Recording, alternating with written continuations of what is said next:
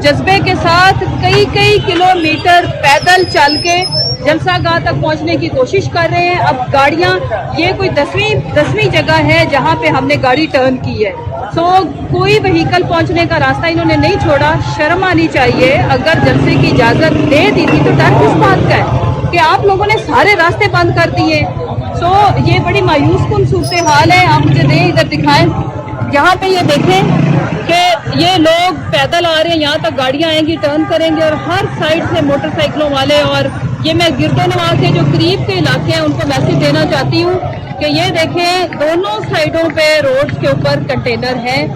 आप पैदल, auto rickshaws या ऊबर वगैरह या कोई टैक्सीज या ऐसी कन्वेंस हायर करें जो ओपन चिंची है कि वो आपको लेके आए, आपको कोई पार्किंग वगैरह ना करनी पड़े और फिर आप जलसे में पैदल आगे जा सके।